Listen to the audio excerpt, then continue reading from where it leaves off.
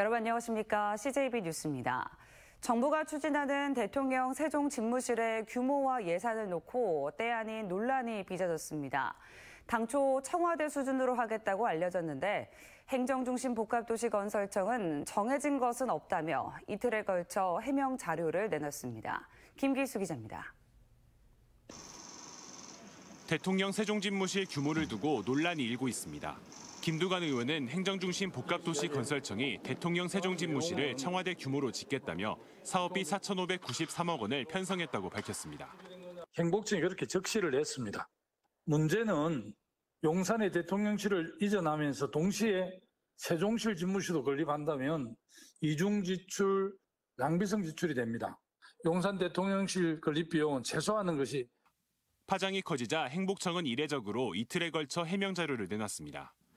4,593억 원은 실제 사업비가 아닌 현 청와대 규모를 가정했을 때의 참고 자료라면서 확정된 것은 아니라고 밝혔습니다. 가상의 어떤 그 규모를 청와대 현재 서울에 있는 청와대 규모를 봤을 때 이 정도 규모고 그거를 이렇게 일반적인 공사비로 보면 이 정도가 나오는데 이번 논란으로 지역에서는 세종 집무실이 실제 어느 규모로 들어오느냐에 관심이 모아지고 있습니다.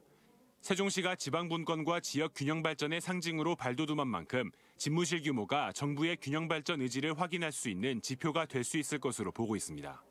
같은 그림 안에서 행정수도 완성과 국가 균형 발전이라고 하는 그런 담대한 계획 속에서 수립이 되어야 된다고 그렇게 생각을 합니다.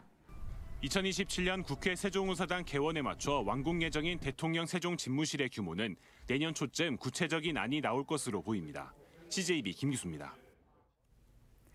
보이스피싱 범죄가 날로 진흥화되고 있지만 사회적 해악에 대한 우리 사회의 경각심도 함께 높아지고 있습니다. 일주일 전 진천에서 돈을 뜯어낸 30대 보이스피싱 전달책이 택시를 타고 청주로 와 돈을 송금하던 중 경찰에 검거됐습니다. 범인을 태운 택시 기사의 기지 덕분이었습니다. 이태현 기자입니다. 청주의 한 무인 현금 인출기. 한 여성이 휴대전화에 적힌 계좌번호를 확인하며 돈을 송금하고 이때 경찰이 나타나 여성을 검거합니다. 붙잡힌 여성은 보이스피싱 전달책인 30대 여성 A씨입니다. A씨는 진천의 한 카페에서 60대 피해자에게 저금리 대환대출을 미끼로 현금 3천만 원을 가로챈 뒤 보이스피싱 조직에게 전달하는 과정이었습니다. 그런데 A씨가 검거되기까지 한 택시기사의 기지가 빛을 발했습니다. 50대 택시기사 이모 씨는 총책이 호출한 택시에 탑승한 A씨가 목적지를 정확히 말하지 못하고 몇 마디 대화를 통해 보이스피싱 조직원임을 직감했습니다. 그 순간 평소 알고 지내던 경찰관이 떠올랐고 무선 이어폰을 낀 채 전화를 걸어 범인과의 대화를 경찰관이 전부 들을 수 있도록 했습니다. 그 아줌마는 아무 뜻 없이 3천만 원을 줬어. 아가씨가 입금해줬어요. 시티게에서. 어쩜 좋아. 신고 전화임을 알아챈 경찰관은 차분히 목적지를 물었고 택시기사는 A씨와 대화하듯 구체적 번지수까지 알려줍니다. 지금 어디로 가시는 거예요, 그래? 참 지금 이제 얼추 다 왔네. 아니 이 사람이 그러면 전달하는 사람이에요? 그렇지요. 아까 주소 찍은 데가 오창 건지 맞죠? A씨가 내린 뒤 택시기사는 A씨의 사진을 찍어 구체적인 인상착의까지 전달했고 경찰은 하차 뒤 10분 만에 A씨를 현장에서 검거했습니다. 주소 좀 불러달라고 출동해야 된다고 경찰관이 그러길래 그 아가씨한테 대체 물어본 거죠. 알면서도 물어보게 됐죠. 택시기사의 활약과 경찰의 재빠른 검거로 피해 금액 3천만 원 중 2,900만 원은 곧바로 되찾을 수 있었습니다. A씨를 수사하는 과정에서는 또 다른 여죄도 드러나고 있습니다. 현금 수거책을 잡고 나서 텔레그램 대화를 한번 분석해 보니까 일주일 전에 아산에서도 1,000만 원 정도 이렇게 받아서 이렇게 한 게 확인이 됐습니다. 경찰은 범죄 예방에 큰 기여를 한 택시기사에게 감사장을 전달하는 한편 A씨의 여죄와 조직의 총책을 쫓고 있습니다. CJB 이태현입니다. 민선 8기 충북도정의 운영 지표가 될 핵심 공약 5대 분야 100대 사업이 확정됐는데요. 김영환 지사가 선거 기간 약속했던 단양의료원 도립화는 공약에서 빠졌습니다. 도립화가 물 건너가면서 단양의료원은 연간 30억 원에 이르는 운영비를 자체 해결해야 하는 어려움에 처했습니다. 이윤영 기자의 보도입니다. 단양 보건의료원 건립 현장입니다. 오는 2024년 개원을 목표로 150억 원을 들여 보건소역 10,000제곱미터 부지에 들어섭니다. 30병상 규모로 내과와 안과, 치과 등 8개 진료 과목을 갖출 계획입니다. 지난 2015년 단양 서울병원이 폐업한 이후 종합병원이 단 한 곳도 없던 단양군에 9년 만에 들어서는 병원다운 병원입니다. 문제는 운영비. 당초 충북 도립 충주의료원 단양분원으로 추진되다가 군립 보건의료원으로 바뀌면서 연간 수십억 원에 이르는 운영비를 단양군이 모두 떠안아야 하는 상황입니다. 이에 김영환 지사는 지난 선거 기간 단양 유세에서 단양의료원의 도립화를 약속했습니다. 하지만 김 지사의 이번 민선 8기 핵심 공약 100대 사업에서 도립화가 슬그머니 빠졌습니다. 현재로서 저희가 검토하고 있는 것은 군립의료원으로 그냥 가되 저희가 추가적으로 공공의료 인력 분야 또는 의사 지원에 관한 인력 지원 비서 등도 검토하고 있고. 단양군은 당장 발등에 불이 떨어졌습니다. 개원 첫 해에만 약 30억 원의 적자가 추산되는 데다 해마다 적자폭이 눈덩이처럼 늘어날 게 뻔하기 때문입니다. 더욱이 지역 현실상 의료 인력 수급 문제의 만성화와 진료 과목의 폐쇄, 공중보건이 의존성 심화 등 예상되는 문제가 한두 가지가 아닙니다. 그동안 도립화를 공약으로 적극 추진해온 김문근 단양군수는 다음 주 중 김 지사와의 면담을 통해 해결 방안을 논의할 예정이라고 밝혔습니다. 하지만 열악한 군 재정상, 정부와 충청북도의 재정 지원 없이는 단양 보건의료원의 정상적인 운영은 결코 쉽지 않을 전망입니다. CJB 뉴스 이윤영입니다. 제천은 양령시장과 약초 재배지로 알려져 한방의 도시로 불리는데요.